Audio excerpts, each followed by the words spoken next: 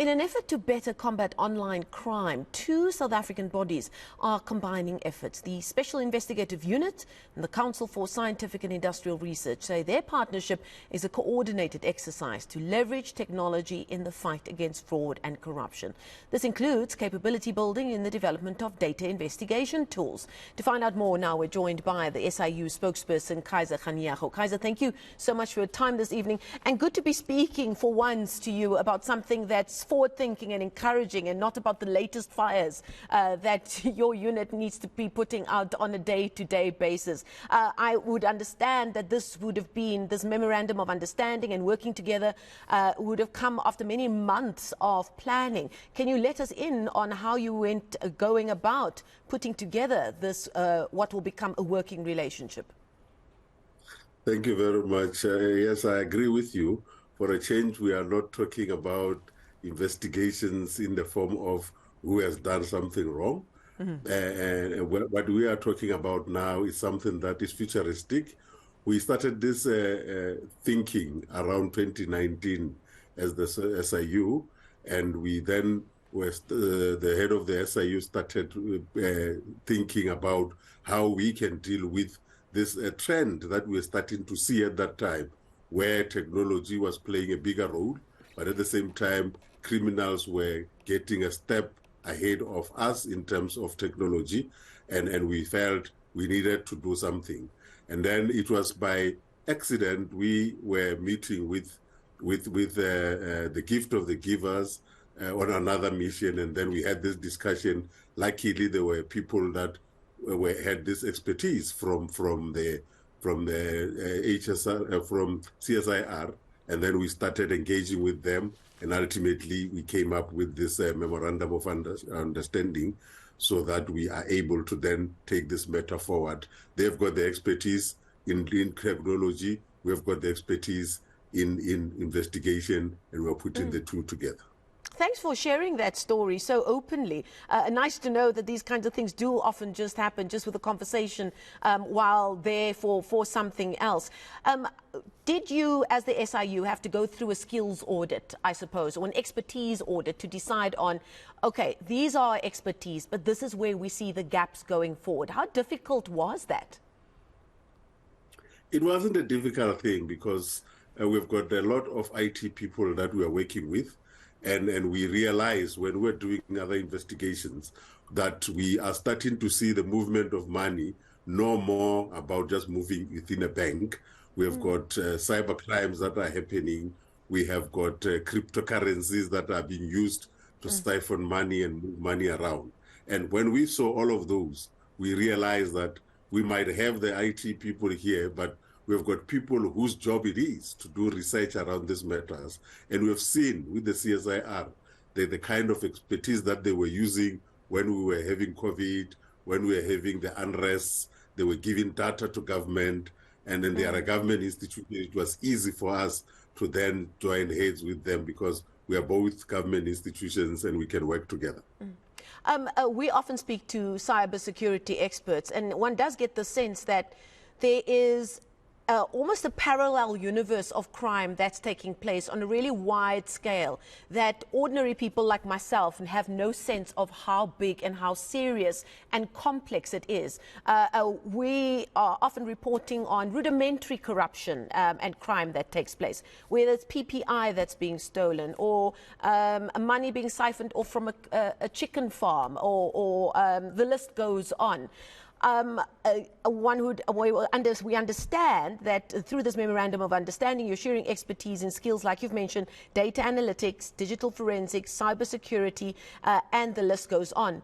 Where for you do you see the biggest need for both you and the CSIR, that you feel, right, that these are the big hotspots that we are going to join forces and focus on combating? No, we are looking at it in relation to cyber infrastructure, because if they can let us into the cyber infrastructure so that we are able to follow the money even when it is used within a cyberspace, that is the one part. Then the second part that for us is very important is data analytics, because we believe that we can be in a position to have the data of corruption within government institutions, be able to analyze that data and deal with the proactive side of things. When we have got the data, we are able to go to a government institution and say, your department, with the data that we have and the analysis that we have, is prone to corruption, and these are the challenges that you have, and we can stop the corruption before it happens, rather than wait for it to happen and then later on have to have a difficult task of following the money and try and recover the money when some of the money has been spent or siphoned off to other places outside of the country. So I'm getting the sense that you're hoping also the speed at which you can stop this kind of thing or bring justice to the fore, you're hoping that that will be impacted as well. Because, you know, often we have to say, oh, the wheels of justice move very slowly. It sounds like you're hoping that this kind of partnership will also allow you to be faster and to be more agile in the work that you're doing.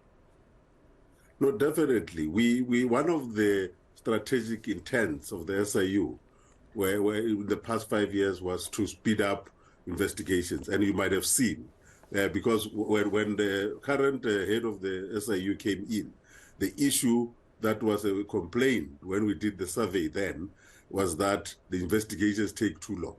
But we have now progressed in as far as that is concerned. You might have seen, we were giving the president the 6-weekly report on the PPEs and so on. Therefore, now we are taking it a step further to say, with technology on our side, it will be easy to then navigate certain things in where we were supposed to be going physically to see these people and so on. We can do other things with technology and make sure that we speed it up even further.